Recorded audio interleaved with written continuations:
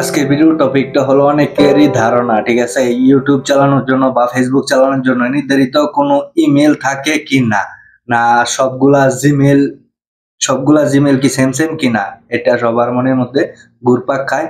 তো তুমি আমাকে এটা কতটুকু সত্যতা এটা জানাও, অরিজিনাল কিভাবে যারা কন্টেন্ট ক্রিয়েটর আছে তারা কিভাবে কাজ করতে পারে তুমি আমাকে জানাও। তাহলে শোনো।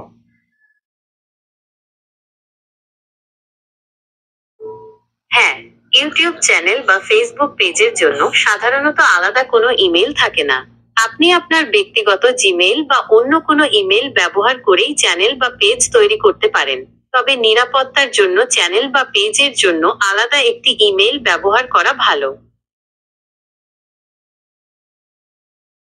আর অন্য কোনো তো সিস্টেম নাই, তাই না? সবগুলা জিমেল তো সেম সেম। হ্যাঁ, সব জিমেল একই রকম। তবে আপনি চাইলে আপনার চ্যানেল বা পেজের জন্য আলাদা একটি জিমেল তৈরি করে নিতে পারেন। এতে আপনার ব্যক্তিগত তথ্য নিরাপদ থাকবে।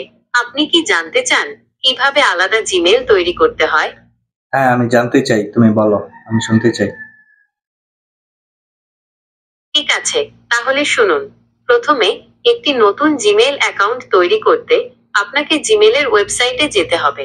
সেখানে অ্যাকাউন্ট তৈরি করুন অপশনে ক্লিক করে প্রয়োজনীয় তথ্য দিন। এরপর আপনার পছন্দের একটি ইউজার নেম এবং পাসওয়ার্ড দিন। সবশেষে আপনার ফোন নম্বর যোগ করে অ্যাকাউন্টটি যাচাই করুন। এই তো, আপনার নতুন জিমেল অ্যাকাউন্ট তৈরি হয়ে গেল।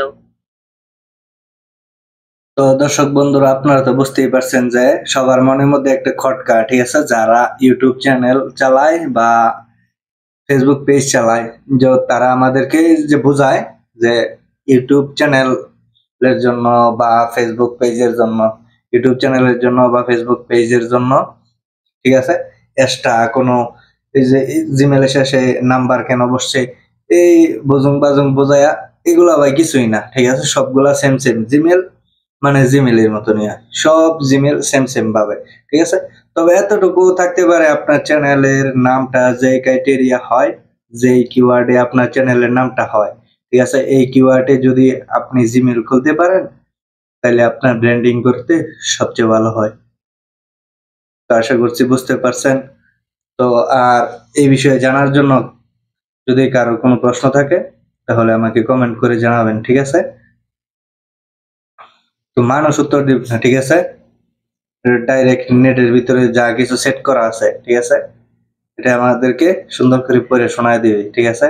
শুধু আমাকে কমেন্ট করে বলুন যে আমি এই টপিকটা আপনি জানতে চাইতেছেন, ঠিক আছে। যে মানুষ উল্টা সিধা বুঝায় মনে করেন যে সবাই বোকা বানায় ফেলছে, ঠিক আছে। তো আমাদেরকে যা বুঝেছে আমরা তাই শিখছি, ঠিক আছে, কিন্তু তার বাইরে আসল সত্যতা কতটুকু সেটা আপনি তো শুনলেন, ঠিক আছে, নেট থেকে আপনি শুনলেন।